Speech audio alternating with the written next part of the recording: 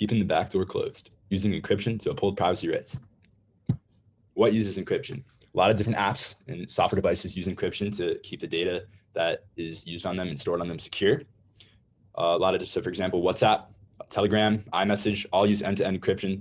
Make sure that only the sender and the recipient can see that. And the iPhone itself actually uses full disk encryption, so you can only boot up and access the data that's on a password-protected iPhone if you type in the correct passcode.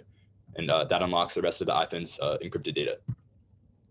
How does encryption work?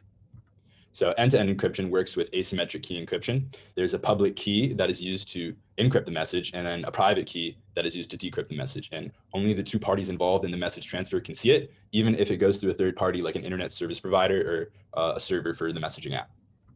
Full disk encryption. So this is something like what the iPhone would use, or some different types of personal computers that are password protected.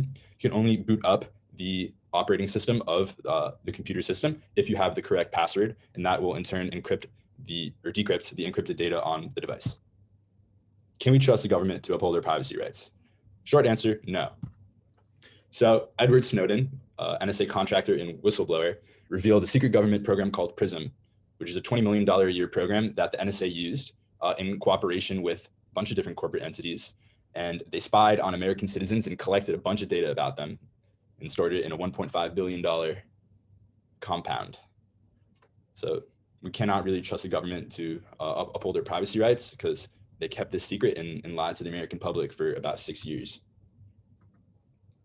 So the backdoor. So the government doesn't like that the public has strong encryption, and they want to be able to break that encryption for criminal investigations and national security purposes.